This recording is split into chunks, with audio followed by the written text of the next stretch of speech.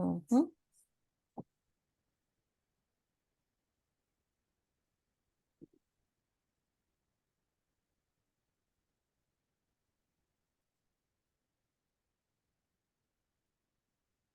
Bueno, entonces doy la bienvenida y el inicio a nuestro webinar del día de hoy.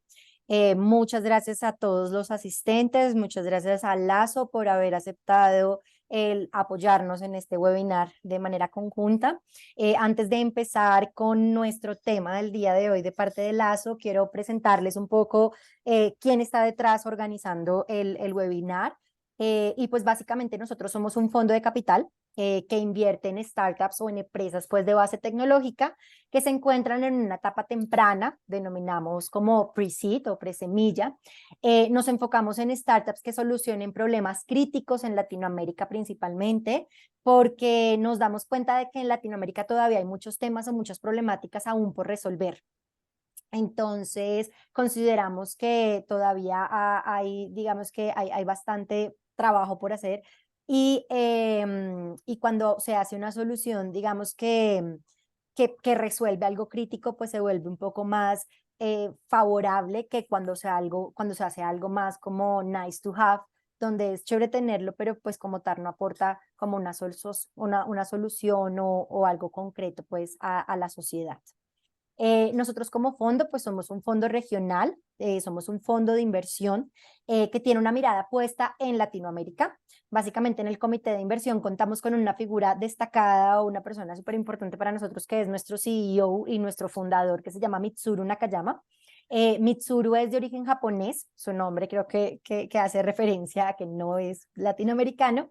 Y pues básicamente él se enamora de Colombia hace aproximadamente 14 años, y no de Colombia, sino de Latinoamérica, perdón, y hace aproximadamente 14 años decidió pues radicarse aquí y pues fue digamos que una de las primeras inversiones que hizo SoftBank en tecnología y pues gracias a eso también su experiencia en Japón pues le brinda una perspectiva como muy enriquecedora a toda la región de Latam. En Latinoamérica él básicamente o vio básicamente como un potencial y oportunidades pues como latentes y pues con una sólida red como de Japón que ya venía constituyendo pues en Japón y en toda su trayectoria también como emprendedor, convirtió como un puente estratégico entre estas dos culturas, tanto Japón como Latinoamérica. Y pues hoy en día de por sí en el fondo nosotros la gran mayoría o los principales inversionistas provienen de Japón y pues esta conexión directa nos ha permitido como crear sinergias que son muy valiosas pues para ambas culturas. Como equipo pues tenemos establecido equipo en Perú, Colombia y Brasil. Inicialmente nos constituimos en Brasil, pero poco a poco nos hemos venido expandiendo con el objetivo de tener cada vez más presencia y abarcando pues el completo pues de lo que es Latinoamérica.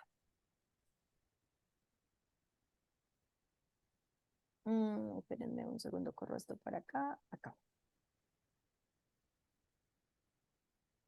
Bueno, como les comento, nuestro inicio fue en el 2017. Más allá de simplemente invertir en startups, nosotros, pues digamos que más allá del objetivo de un fondo de invertir en startups, nuestro objetivo va un poquito más allá y va como con un compromiso más profundo.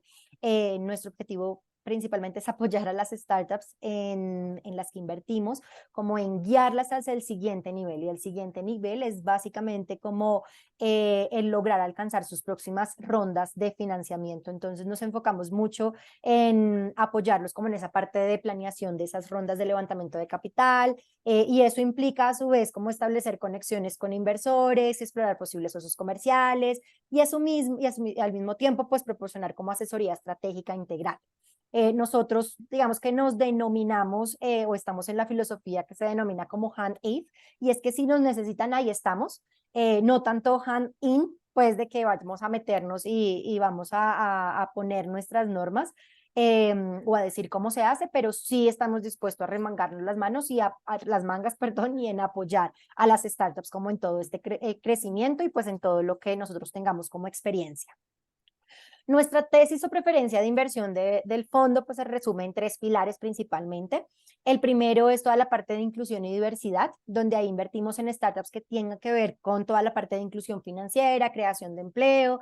Entonces, digamos, aquí en el portafolio nosotros tenemos empresas que están haciendo toda la parte de, no sé, inclusión financiera para pequeños negocios a través de negocios B2B, o también a través de plataformas que ayudan en una parte como de reclutamiento más transparente, donde no hay un sesgo pues de color, de género, raza, etcétera. Nuestro siguiente pilar está enfocado en hacia la parte de sostenibilidad, donde ahí tenemos como empresas que trabajen por toda la parte de recursos como la energía, el agua, toda la parte como de agro, y asimismo pues también digamos que hoy en día como lo que conocemos como economías circulares, economías verdes, etcétera. La tercera es toda la parte de transformación digital y automatización, entonces basado en soportar como a pequeñas y a medianas empresas principalmente. Somos un fondo, digamos, muy fuerte en un modelo B2B.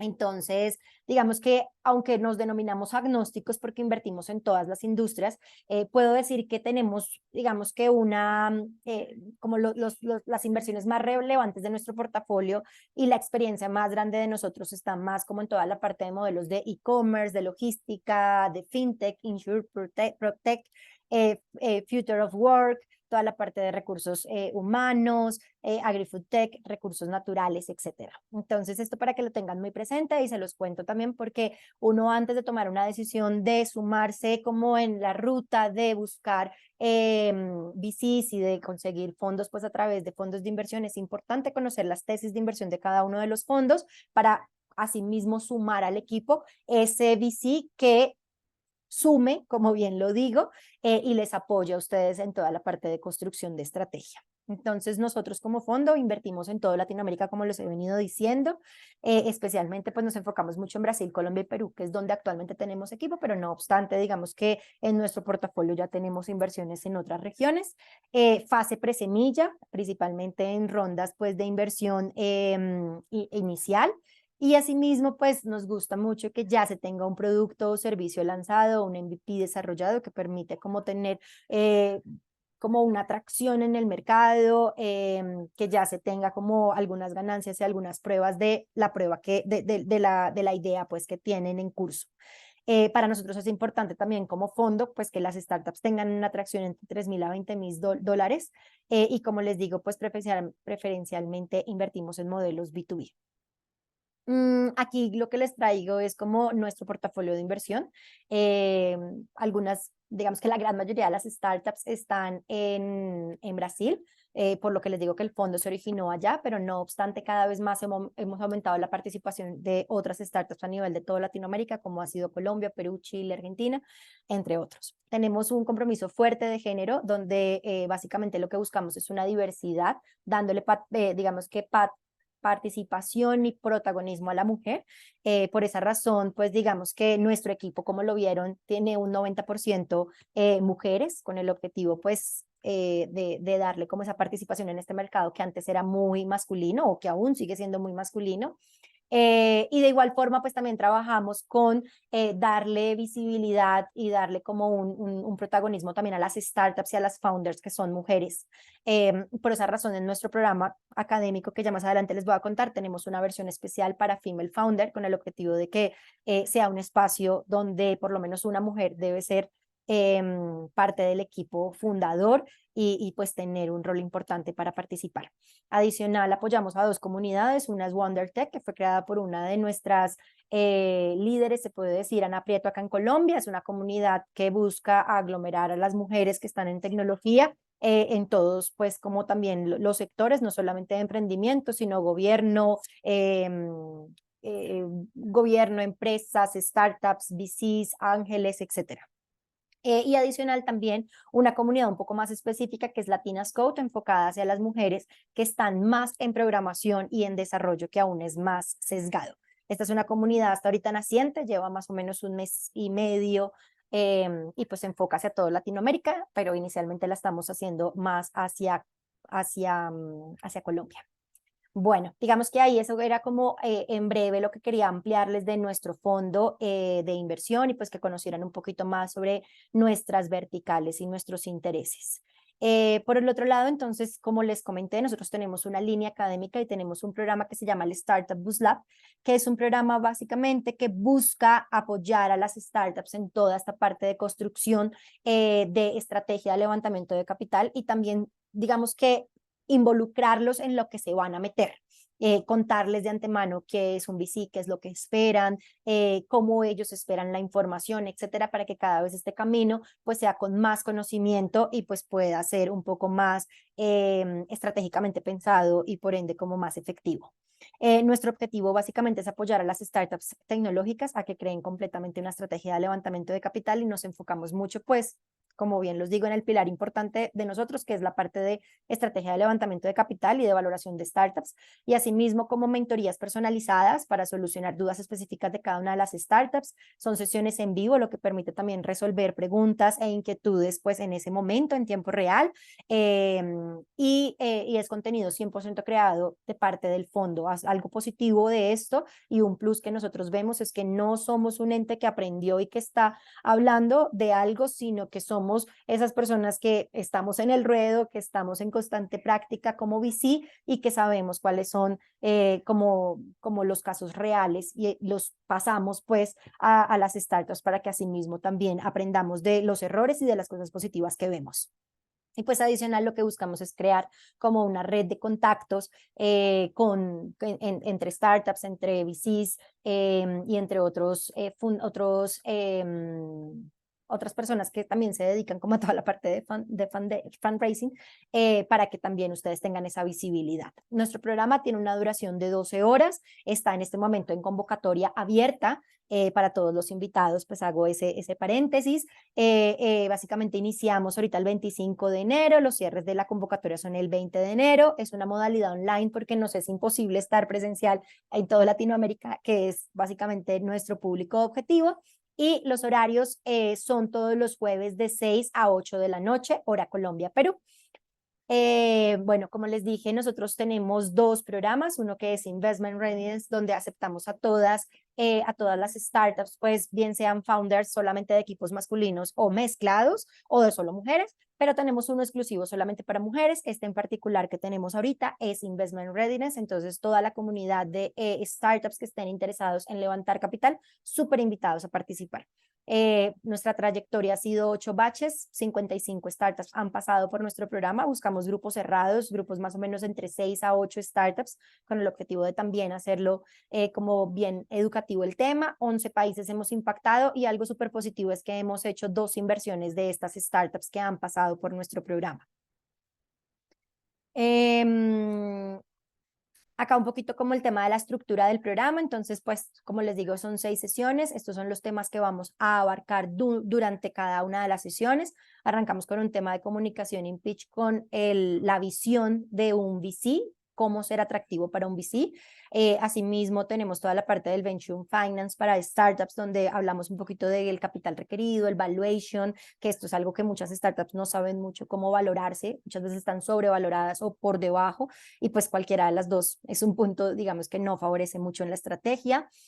Hablamos también un poco sobre las métricas claves, las unit economic, toda la parte de comunicación y estrategias de crecimiento, los hitos, que eso es importante siempre mencionarlo en la estrategia a la hora de levantar capital para que sea atractivo para un VC.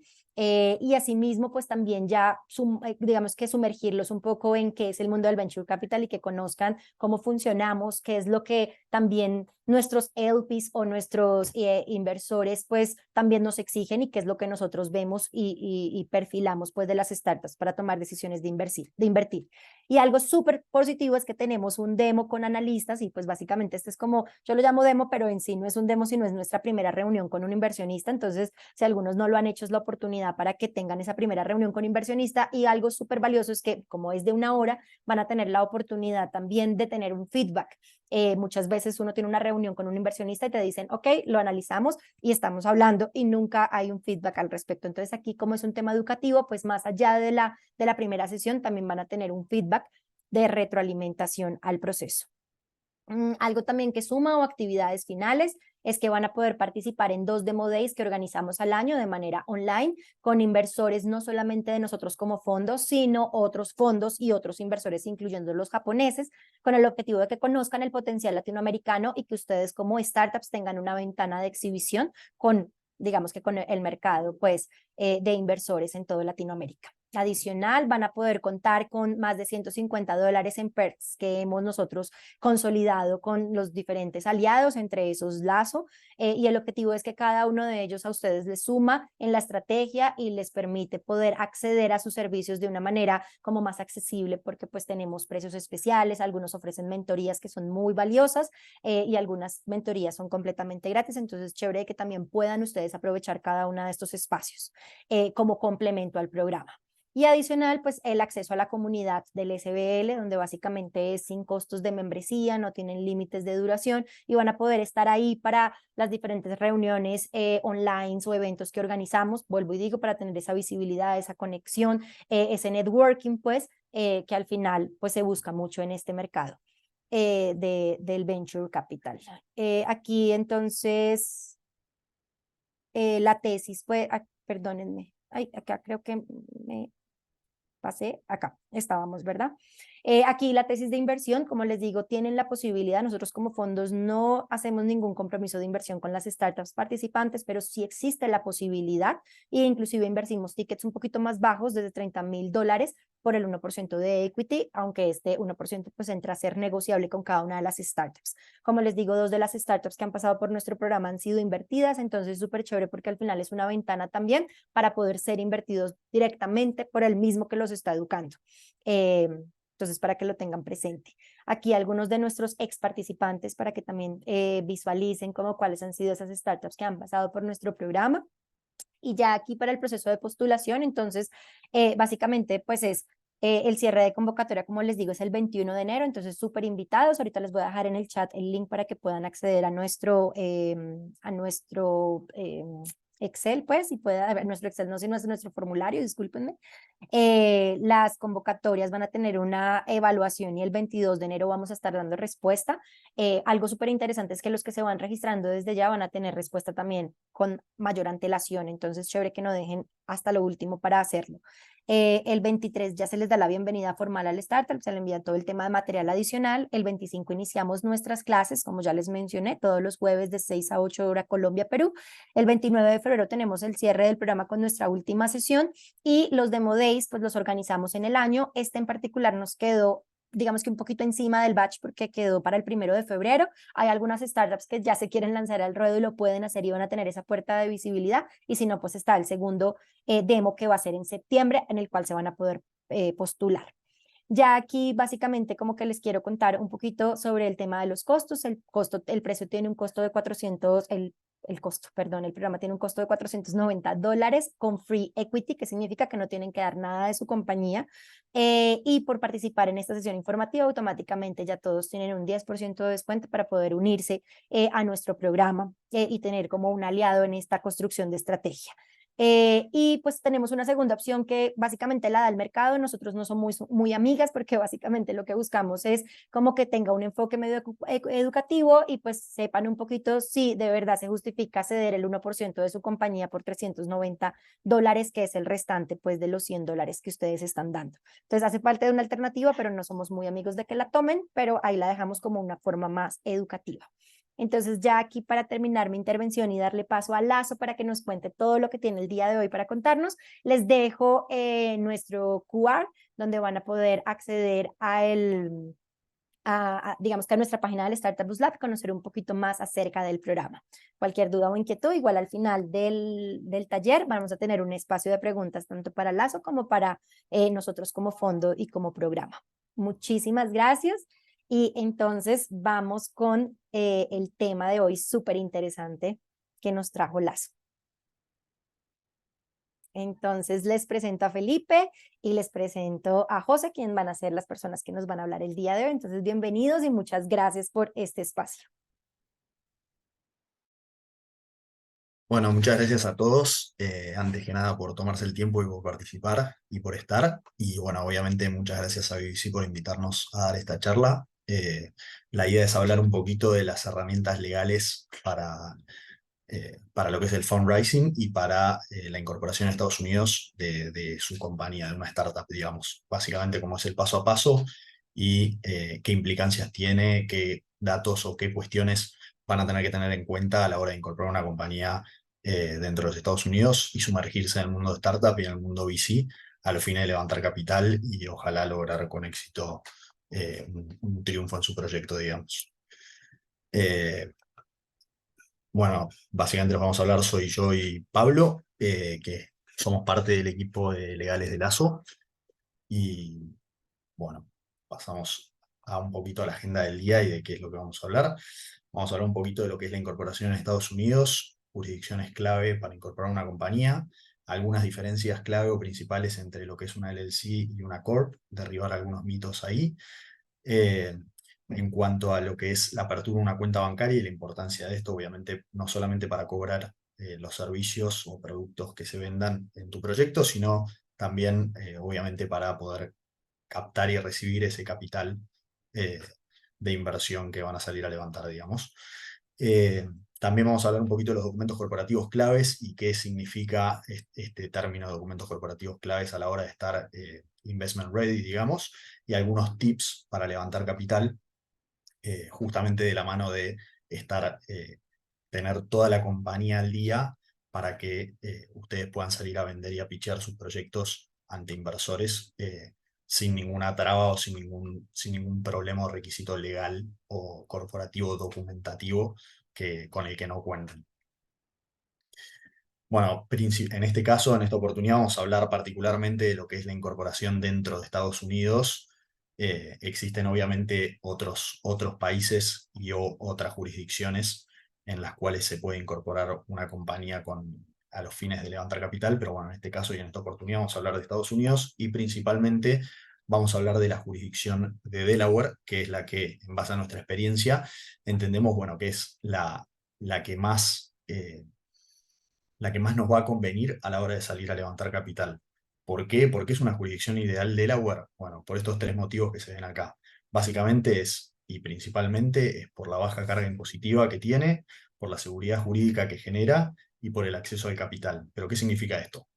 En cuanto a la baja carga impositiva, lo que tiene Delaware de positivo, si se quiere, es que se paga anualmente el franchise tax, lo que se llama, que básicamente es un impuesto, si se quiere, de mantenimiento anual que debe abonarse todos los años justamente para estar en good standing, para que la compañía se encuentre en good standing.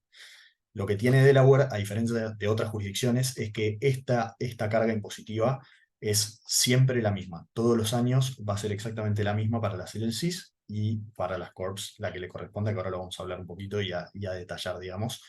Pero no solamente los costos son bajos y los números estos no son altos, sino que no varían. Esto lo digo porque a diferencia de otros estados en los cuales este tipo de mantenimiento impositivo va a depender de las ganancias que pueda llegar a tener la compañía. Entonces se va a pagar, dependiendo de la escala de ganancias, un porcentual de esas ganancias tal vez en algún otro estado. Por otro lado, y el segundo tilde, como decía, es la seguridad jurídica que genera, es decir, las reglas de juego son siempre las mismas, y bueno, y esto hace en algún punto no solamente a la seguridad jurídica, si se quiere, del founder que incorpora su empresa en Estados Unidos y se lanza justamente a levantar capital, sino para todos ellos fondos que van a invertir dentro de esas empresas. Obviamente va a ser mucho más accesible el acceso, valga la redundancia, a capital, siempre y cuando y en toda jurisdicción en donde las reglas de juego no varían, sino que ya están estables y siempre son iguales. En ese sentido, lo que yo quería mostrar acá un poquito, básicamente y muy a grandes rasgos, era lo que es el proceso de incorporación, digamos, de una compañía en Estados Unidos y qué va a implicar, eh, cuáles son como los cuatro, si se quiere, grandes hitos o grandes pasos para incorporar tu compañía en Estados Unidos, que voy a tener que tener en cuenta y que no voy a tener que tener en cuenta. Lo primero que vamos a tener que hacer en Estados Unidos, bueno, obviamente va a ser elegir el tipo societario, que vamos a hablar o vamos a estar hablando de una LLC o de una C Corp generalmente. Obviamente hay otros tipos societarios, pero en el mundo de startup son los dos tipos societarios por excelencia, si se quiere.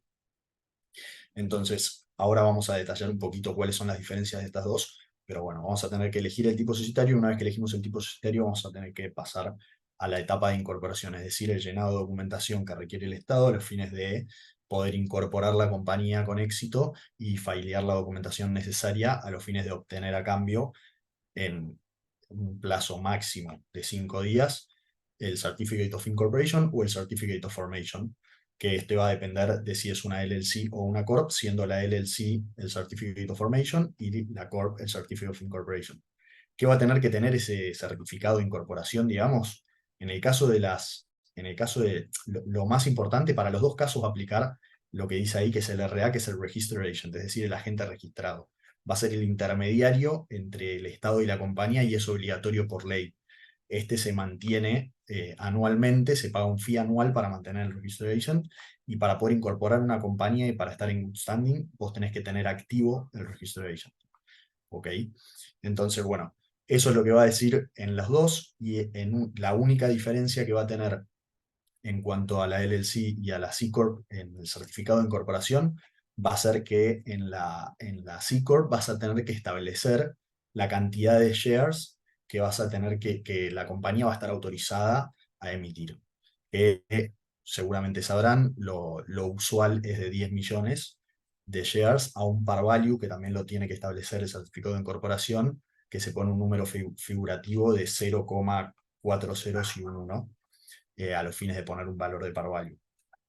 Estos son números estándares y que generalmente se usan, y se usan justamente para luego jugar con las diluciones y jugar con los diferentes inversores eh, en cuanto al cap table, digamos, eventualmente a futuro.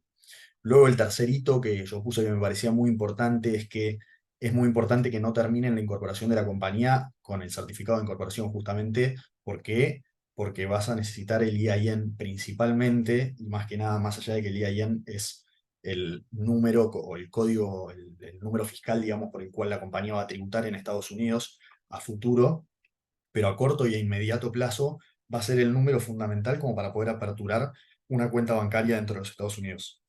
Sin un EIN, vos no vas a poder aperturar la cuenta bancaria.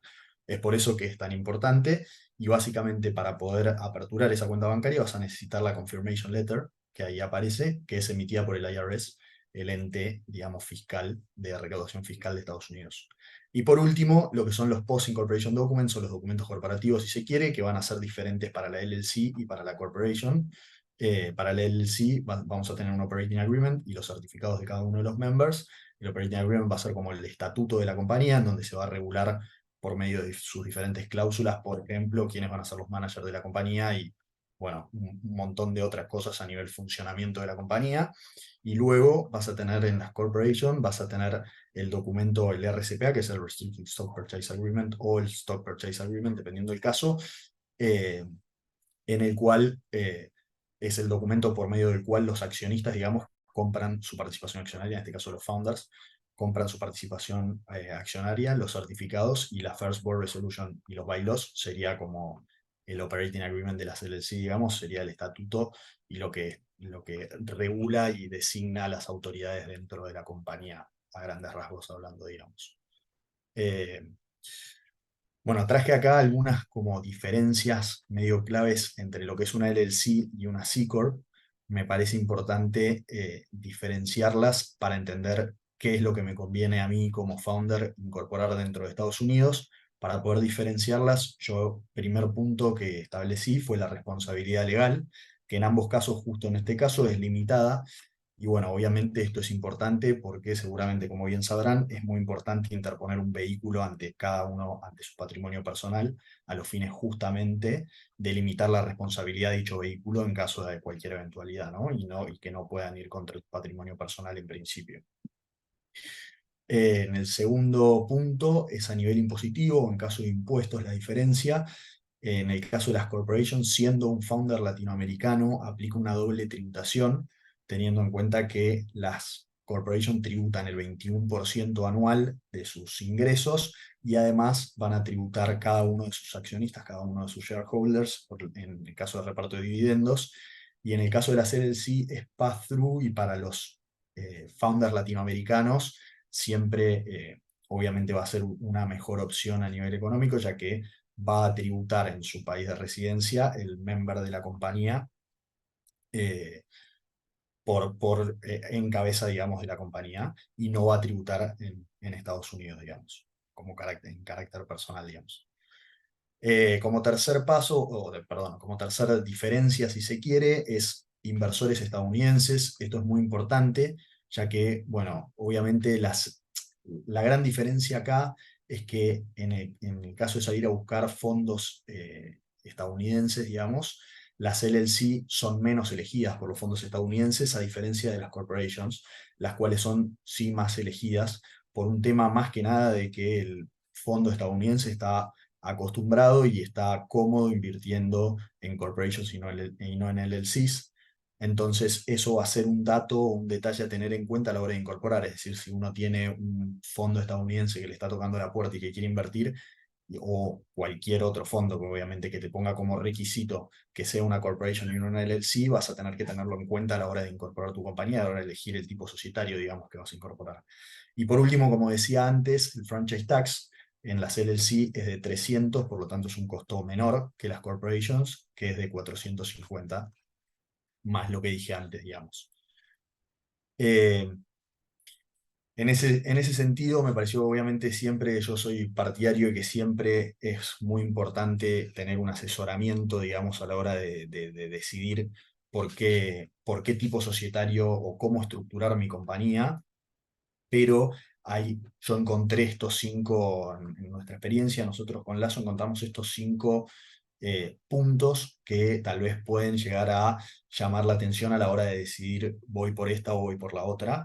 El primer punto y básico, bueno, es si voy a incorporar una compañía holding o una compañía operativa, es decir, si voy a incorporar una compañía, en el caso de la holding, que salga a buscar levantar capital, que sea la receptora de capital, la cabeza del grupo societario y que distribuya ese capital invertido, ese dinero que se invirtió en el grupo societario dentro de sus compañías operativas por debajo, o una compañía operativa a la cual se va a meter, involucrar en las relaciones comerciales, va a pagarle a proveedores, va a pagarle a empleados, se va a meter de lleno en las relaciones, en las operaciones comerciales, digamos.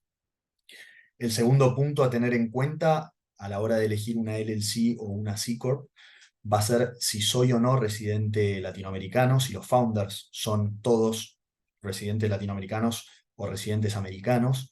Esto es importante. En el caso de ser residente latinoamericano, seguramente te va a convenir, en base a lo que veníamos hablando antes y al tema del sistema de tributación, digamos, de las LLCs, te va a convenir incorporar una LLC que una C Corp. El tercer punto o el tercer aspecto que me parece importante es, bueno, como decía antes, a qué inversores apunto, qué inversores tengo en puerta, con quién estoy hablando. Obviamente eso me va a llevar a decidir tal vez si incorporar primero una LLC, si incorporar una LLC o una C Corp, ya que como dije antes, los fondos estadounidenses están más acostumbrados o se sienten más cómodos a invertir en lo que sería una corporation. Y bueno, básicamente voy primero por el punto 5 porque básicamente el 4 resume un poquito todos los otros, que el punto 5 lo que dice es que facturará, si va a facturar o no productos dentro de Estados Unidos, vas a tener que tener en cuenta y vas a tener que analizar el caso en particular, pero probablemente te convenga una corporation. Por lo tanto, y por eso redondeaba con el punto 4, todos los otros puntos es siempre que haya un nexo físico en Estados Unidos, ya sea que un founder sea residente estadounidense, que haya algún empleado, que haya alguna compañía física, digamos, que haya una empresa física en Estados Unidos, que se vendan o se facturen productos dentro de Estados Unidos, van a ser como red flags si se quiere, tal vez para no incorporar una LLC y una corporation, y al revés todo lo otro, digamos. Eh, bueno, acá un poquito quería explicar qué era el EIN, que más o menos ya lo expliqué antes, pero para hablarlo un poquito más en profundidad, va a ser el número de identificación fiscal, como dije, que es emitido por el IRS, y mediante el cual la compañía va a tributar año a año mediante ese número y va a hacer todas las presentaciones y declaraciones juradas que le correspondan. Pero lo más importante, y como dije antes, va a ser el número mediante el cual vamos a poder aperturar una cuenta bancaria. Y entonces es por eso que es tan importante, y que es tan importante sobre todo la confirmation letter, no solamente el EIN, sino la carta de confirmación emitida por el IRS, que establece que tal compañía tiene este número de EIN. Eso va a ser lo que te va a pedir todo banco como a priori, más allá de cualquier proceso interno que pueda tener, que ahora vamos a pasar a eso, y vamos a hablar de, bueno, las cuentas bancarias en Estados Unidos. Obviamente, ¿para qué voy a crear una cuenta bancaria? Y bueno, en lo que venimos hablando y al objetivo de esta charla, digamos, es justamente para recibir inversión. Vamos a recibir, obviamente, también los pagos por productos o servicios ofrecidos por nuestra startup. Y me pareció poner algunos documentos claves. Obviamente, todos estos procesos de cada banco van a depender de cada banco, porque como bien dice ahí, cada banco tiene su proceso interno de admisión y se reserva su derecho de admisión a cada startup, etcétera. Pero hay algunos puntos claves que todos los bancos más o menos solicitan, que va a ser la documentación corporativa al día, es decir, que la empresa se encuentre incorporada bajo la legislación, eh, bajo lo que establece la legislación, en este caso que venimos hablando de Delaware. eh, la, la identificación personal del requirente o de los requirentes, tal vez, de los members o de los directors de los shareholders, perdón, de una corporation. Básicamente lo que va a pedir no es mucho más ni mucho menos que un documento, sea pasaporte, sea documento emitido por un ente autorizado, digamos, dentro de algún país. Y también muy importante, una proof of address va a pedir, es decir, te va a pedir un domicilio y que lo puedas probar, que no va a poder ser ni el domicilio del register agent que veníamos hablando antes, ni una virtual office, es decir, una oficina virtual. Pero la buena noticia es que muchos bancos o algunos de ellos aceptan que sea un domicilio dentro de Latinoamérica, y para poder probarlo vas a tener que acreditar un servicio público a nombre, que se encuentra obviamente a nombre del requirente de esa apertura de cuenta bancaria. Bueno, y luego el resto ya lo dije. Lo único que me quedo de decir tal vez es que los procesos generalmente varían entre 10 a 25 días hábiles como mucho para aperturar la cuenta, y a veces hasta menos. Obviamente va a depender de las exigencias de cada banco. Nosotros hicimos un promedio de lo que más o menos tardan los bancos en base a nuestra experiencia. Eh, bueno, y básicamente hasta acá llega mi parte, y ahora le voy a ceder la palabra a Pablo Mosquera, quien lo va a iluminar con el resto de la presentación. Muchas gracias por su tiempo a todos. Gracias a Bueno, ti, Felipe. buenas tardes a todos. Espero ahí están viendo mi pantalla. Perfecto. Sí, la Muchísimas vemos. gracias primero BBC por la invitación, Felipe también por la presentación hasta recién y por tan halagada presentaciones a mi persona. Ojalá esté a la altura. Pero bueno, un poco como venía comentando Felipe y nuestra perspectiva desde Lazo es que, como ustedes seguro lo saben, ningún inversor nos va a poner plata por el mero hecho que tengamos una estructura legal adecuada. Pero estoy seguro, y créanme cuando les digo, de que hay muchos que nos van a dejar de poner plata por no tener una estructura como corresponde. El primer paso, como les dijo Felipe, es tener una holding company, que es esta compañía madre de las demás sociedades operativas del grupo, y es la cual, como bien explicó Felipe, va a recibir las inversiones. Y es por eso es que nosotros también insistimos mucho en el proceso e intentamos tener muy aceitado no solo el proceso de constitución de la sociedad, porque de nada nos sirve una sociedad constituida pero sin cuenta de banco, que haga las veces de cuenta operativa a los fines de recibir los fondos. Entonces siempre nuestra idea del proceso es intentar hacerlo lo más aceitado posible para que la compañía intente salir aproximadamente un mes, tanto con la cuenta de banco como también con la entidad ya constituida y con sus post-incorporation documents. Pero aparte de eso, esa es la parte, vamos a llamar, externa de la sociedad, o aquella que le mostramos a los inversores, también una parte interna. Y lo que siempre hablamos nosotros es que a las palabras, como decimos en Argentina, se les lleva el viento. Hay muchísimos acuerdos que existen tanto para con los empleados, pero en una primera instancia, antes de tener empleados, entre los fundadores del equipo, o sea, entre el founding team, y que seguro siempre se va a hacer de buena voluntad, porque lo más seguro es que el fundador sea una persona que conocemos del trabajo, que sea un amigo, que sea un hermano, un familiar nuestro, y por lo tanto nadie duda de la buena voluntad o no de los fundadores en una primera instancia. Pero por lo tanto, al estar esa buena voluntad, y siempre cuando comenzamos una startup, estamos hablando de, les diría, plata nula, porque la compañía hasta que no empieza a ejecutar la idea de negocio y hasta que no empieza a tener resultados, la compañía, su evaluación, les diría, es prácticamente cero. pero cuando la evaluación es prácticamente cero, es cuando las discusiones difíciles son mucho más fáciles. Entonces, nuestra recomendación es siempre, si ustedes tienen que organizarse, tienen que especificar cuáles van a ser los objetivos de cada uno, tienen que decir cuánto tiempo por lo menos estipulan estar cada uno en la compañía y por sobre todas las cosas alinear expectativas, que es lo que va a llevar a no pelearnos a futuro. El momento indicado es el momento uno. El momento indicado es antes que levantemos capital, porque el momento que levantamos capital, comencemos una carrera en contra del tiempo, de empezar a tener que crecer, de empezar a tener que empezar a representar no solo los intereses de los fundadores, sino también los intereses de los inversores, los cuales posiblemente al no estar en el día a día y en el management operativo de la compañía, les van a exigir un ritmo mucho más grande o un crecimiento mucho más grande que el que venían acostumbrados hasta ese momento. La forma de estas palabras, bajarlas a tierra, para decirlo de cierta forma, y poder, lo que nosotros decimos, formar un buen equipo, es lo que se llama el Founder Vesting Agreement. El Founder Vesting Agreement lo que va a hacer es que los socios de la compañía o el equipo de administración de la compañía ponga bajo un derecho de recompra de la sociedad todas sus acciones. El derecho de vesting puede tener va a haber opiniones y formas distintas de hacerlo, cuantos abogados ustedes se crucen, por el hecho que hay muchísimas formas distintas de hacerlo, distintas formas de establecerlo, pero vamos a decir que el normal de la industria que se suele utilizar es un vesting de 4 años con 1 año de cliff. ¿Qué significa esto para los que somos de habla hispana? Porque la estructura de Venture Capital y particularmente esta industria está llena de palabras en inglés, así que yo siempre intento hacerlas más fáciles y aminorarlas un poco en el castellano. El cliff, la idea es que durante el plazo de 12 meses, por eso es 1 año de cliff, que va a ser el primer año a partir de cuando firmamos el documento, ninguna acción va a salir del derecho de recompra de la sociedad. Entonces, si yo como founder no cumplo ciertos objetivos que me establece mi propio equipo de compañeros de trabajo, yo, si soy despedido en esos 12 meses, no voy a recibir ninguna acción a cambio. Esto porque la compañía va a tener la posibilidad de recomprar esas acciones, como les decía Felipe, a un valor irrisorio de 0.0001 centavo de dólar. Entonces, posiblemente por entre 12 y 80 dólares nos quiten todas nuestras acciones. ¿Qué sucede posterior a eso? Y es lo que llamamos ya no cliff, sino vesting.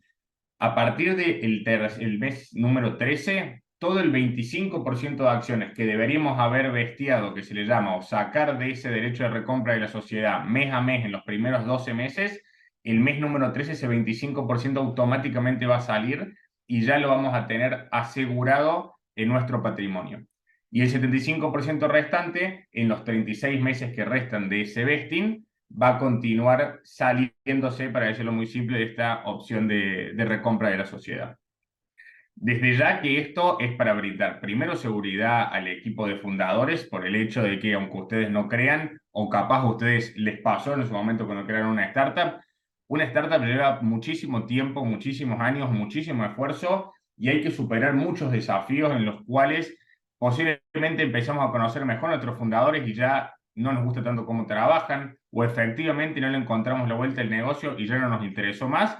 O lo tercero, encontramos otra cosa que hacer en la vida y nos cambió las expectativas. Hay muchísimas veces que hay fundadores que se van de viaje y así de simple, como les digo, deciden quedarse en Costa Rica porque les gustó el surf y ahí tenemos un problema muy grande porque lo que sucede es si esa persona que se quedó en Costa Rica haciendo surf era un founder de la compañía, lo más seguro que si no tenemos un founder vesting agreement, él se lleva un 20-25% de la compañía y eso pasa a ser equity muerto.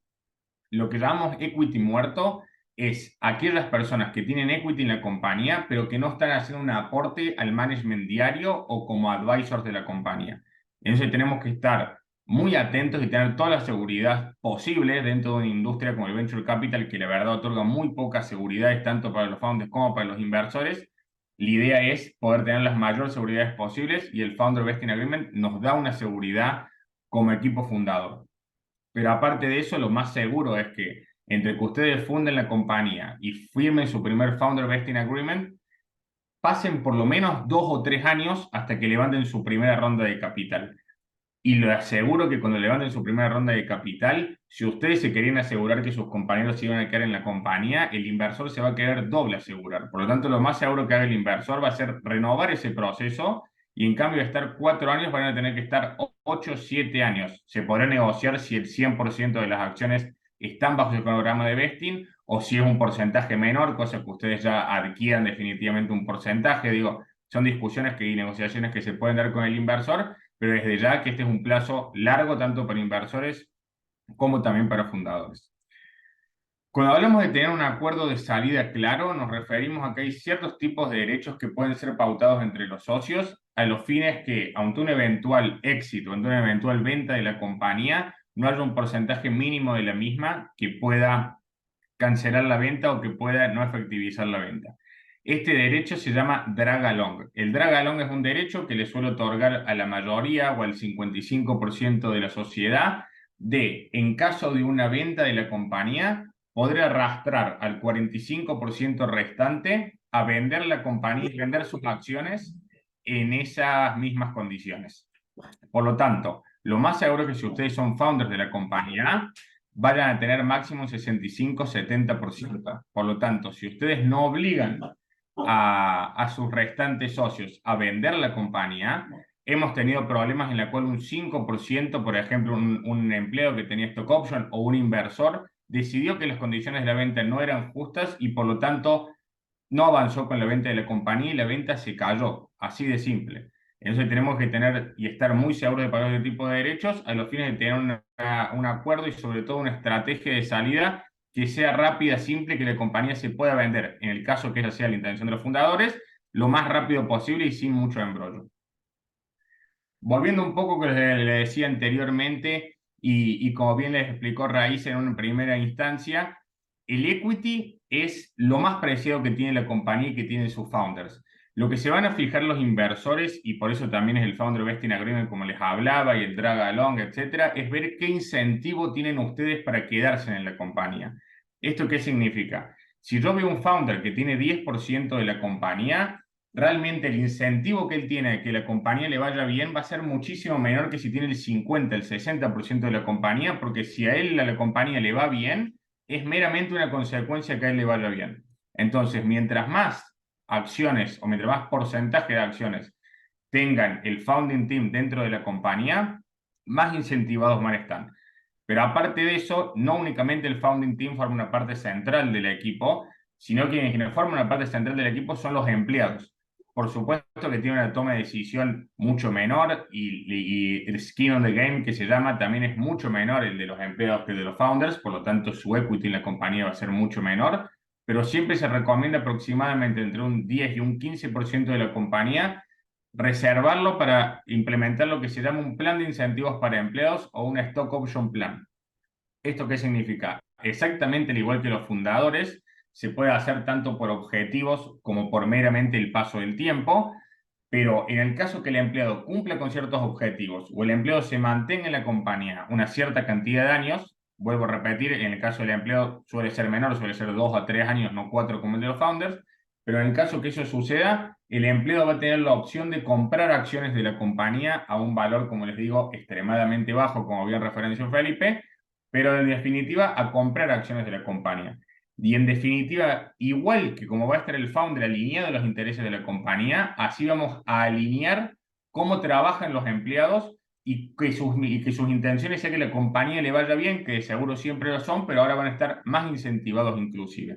Como ven acá, las ventajas de implementar un plan de este tipo son intereses alineados entre la compañía y sus empleados, confianza y compromiso, que tiene que ver mucho con lo primero también, ya que el empleado va a saber que su resarcimiento económico va a ser sí o sí consecuencia de que le vaya bien a la compañía. Y tercero, estabilidad y retención, porque esta es una gran forma de retener capital. Y lo que siempre recomendamos nosotros a nuestros founders es la negociación con el empleado no es te pago $2.000 más 2% de stock option.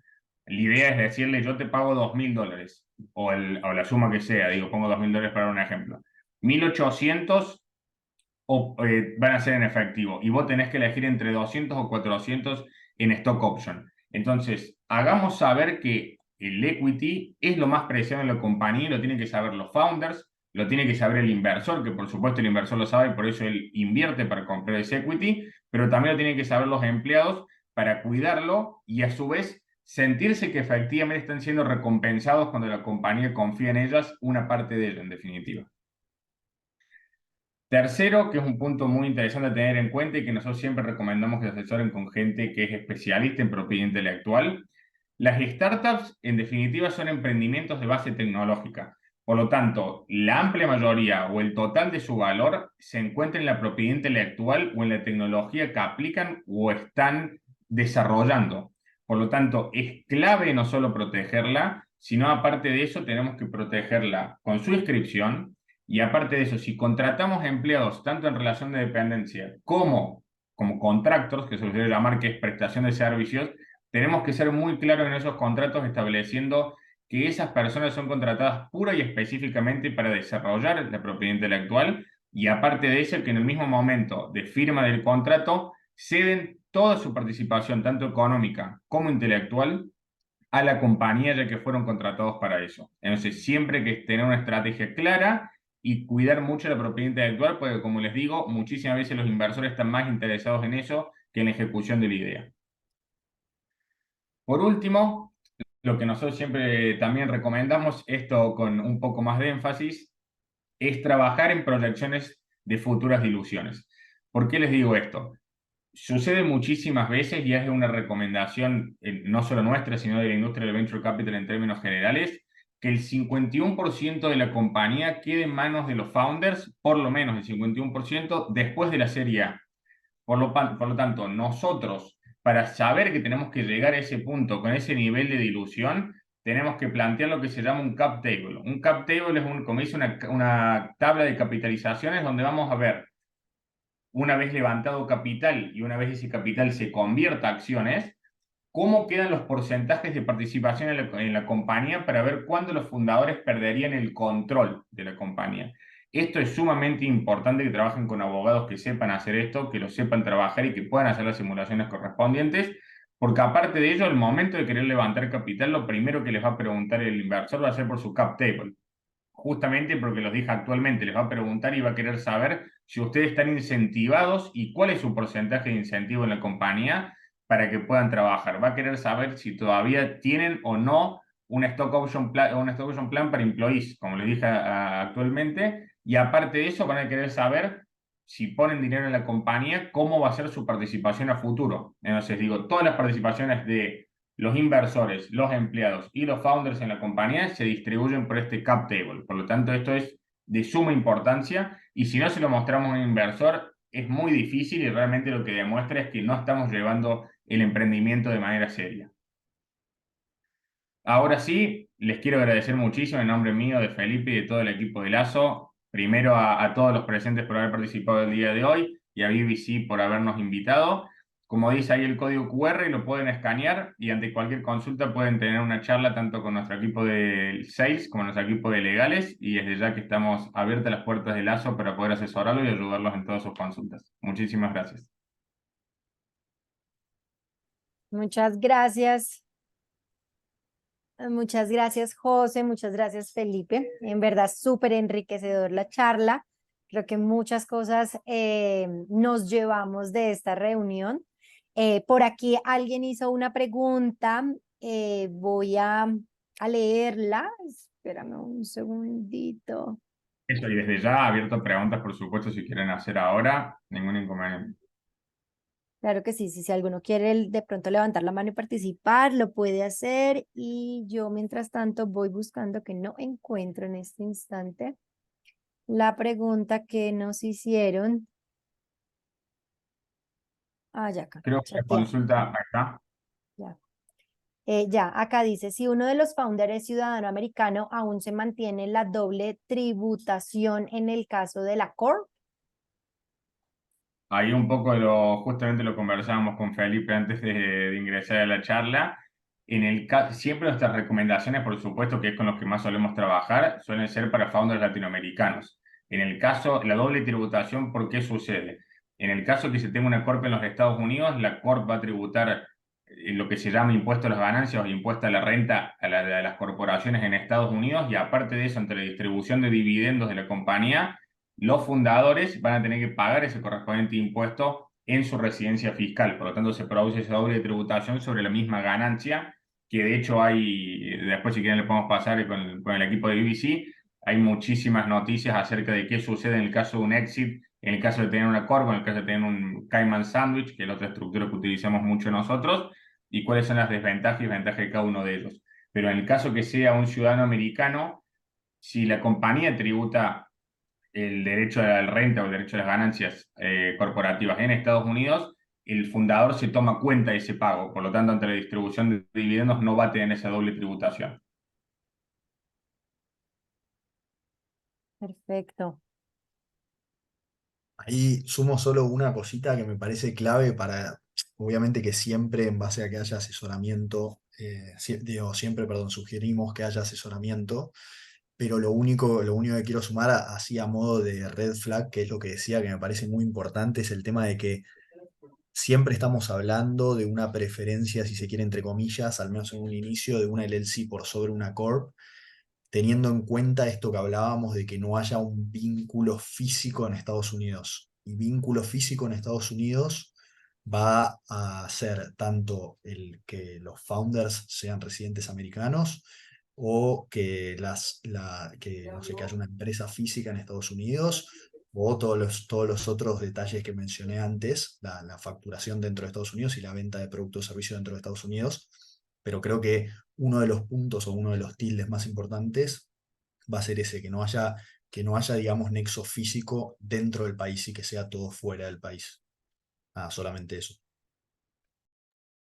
Buenísimo. Alguien tenía la manita levantada, pero creo que no sé si fue la misma persona que de pronto escribió.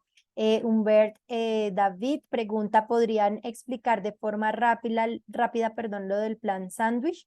Entiendo que agregan una empresa más en Caimán y una operativa. Ningún problema, David. El Cayman Sandwich o la estructura de Cayman Sandwich como es conocida se conforma por una holding company, que es esta, vamos a decir, entidad madre de todas las otras sociedades operativas en las Islas Caimán. También puede estar en las Islas Vírgenes Británicas, pero suele recomendarse las Islas Caimán. Y después una co-holding LLC en los Estados Unidos.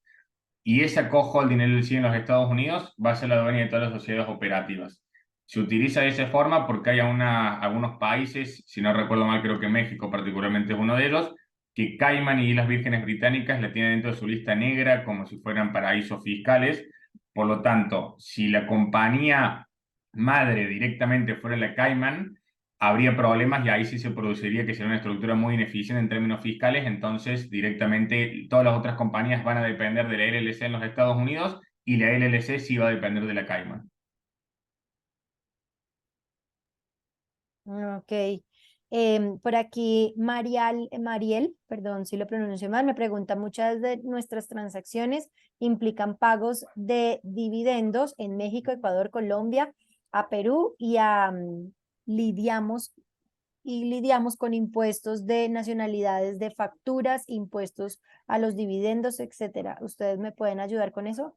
No me es tan clara la pregunta, no sé si a ustedes les queda clara y si no, pues le decimos a Mariel que se abre el micrófono y hace la pregunta de pronto. Sí, Mariel, sí, claro. sí. O sea, sí, sí, sí.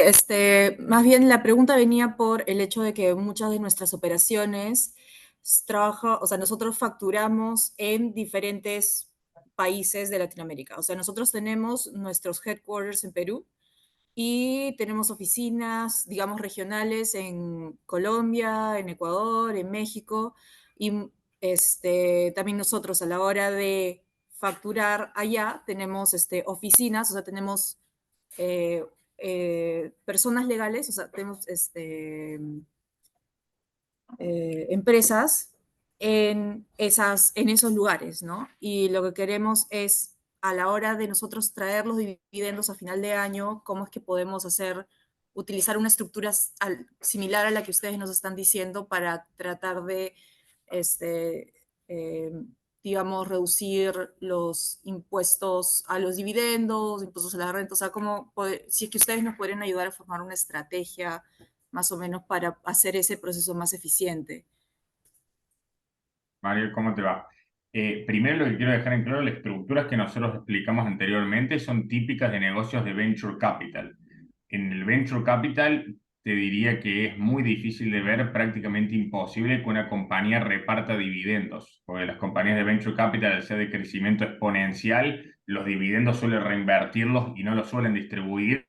Por lo tanto, el problema de tener que distribuir dividendos entre países latinoamericanos o de hecho desde Estados Unidos, la verdad es algo que en las estructuras de venture capital no sucede. De hecho, una empresa, digo, muy renombrada en el mundo de venture capital, que es Amazon, pasó más de 20 años sin repartir dividendos a sus accionistas, ya cotizando en bolsa durante muchos años. Pero en tu caso, Mariel, lo que necesitas es lo que se llama un tax planning, que es alguien especialista en impuestos que analice cómo es la estructura de costos y tus flujos de dinero a los fines de ver cómo es la forma, vamos a decir, más barata, o ver si posiblemente la forma no es de la distribución de dividendos de Colombia o de otros países operativos a Perú, sino posiblemente que Perú entonces haga algún tipo de cesión, o si tiene la propiedad intelectual directamente la ceda, o haga un contrato de cesión a los fines de que le pueda cobrar dinero todos los meses como regalías. Mm, Hay muchas comprendo. formas, desde ya que te podemos ayudar, pero por supuesto yo llevo un análisis muy pormenorizado que es imposible darlo acá, pero sí, desde ya que sí. No, sí, ¿y ustedes nos podrían ayudar con ese servicio o conocerán a alguien que nos pueda ayudar en ese frente? Nosotros tenemos especialistas en lo que es tax planning, por lo tanto los podemos ayudar, así que seguramente alguno de mis compañeros haya facilitado por el chat algún medio de comunicación con nuestro equipo, pero desde ya que se pueden comunicar por allí y les podemos acercar una propuesta, Perfecto, muchas gracias. por favor. Súper. Cristian también nos pregunta, hola, somos una startup peruana con menos de 3 meses y tenemos clientes en Perú. ¿Cuál consideran ustedes, perdón, que sería el momento adecuado para abrir nuestra oficina en Delaware? Eh, buena pregunta, buena pregunta. Desde mi punto de vista, a ver, abrir oficinas en Delaware. Abrir una compañía en Delaware no es abrir oficinas en Delaware, no es meramente tener una holding company en Delaware, lo cual significa que va a tener de empleado máximo a sus directores, más la compañía en Estados Unidos no va a prestar servicios, no va a vender productos, nada por el estilo, porque únicamente sirve a los fines de ser dueña de las demás sociedades operativas del grupo. Pero respecto, digo, si tu consulta va por ese lado, yo creo que lo ideal es, si ustedes ya están en el armado de la ronda de inversión o ya están en un futuro inmediato o mediato que van a abrir su ronda de inversión, posiblemente ahí es el mejor momento de abrir la compañía, a los fines de cuando vayan a hablar con los inversores ya tengan la estructura medianamente armada o en camino a terminarse, a los fines de que cuando el inversor termine su due diligence y quiere invertirles, sea algo espontáneo y rápido, no que tengan que esperar 2 o 3 semanas que se termine la estructura, se termine de firmar los documentos, porque digo, el inversor tiene el dinero, quiere invertirlo y posiblemente si deja pasar esa oportunidad encuentre otra startup para hacerlo. Así que la idea es ya tener la armada para encarar la ronda de inversión.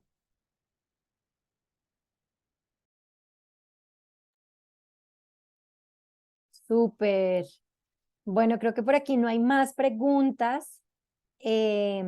Entonces, pues nada, doy por terminado este webinar, no antes agradecerle pues a todas las personas que nos acompañaron en el webinar el día de hoy.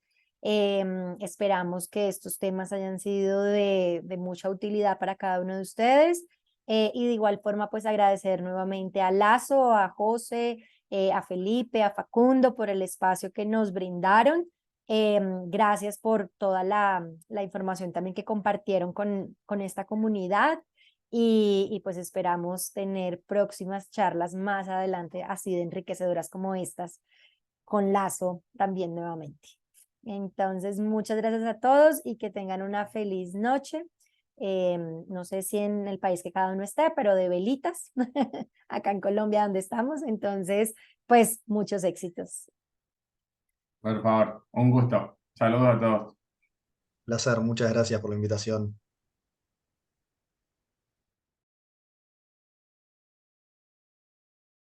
Muchas gracias, nos vemos. Bye, Felipe.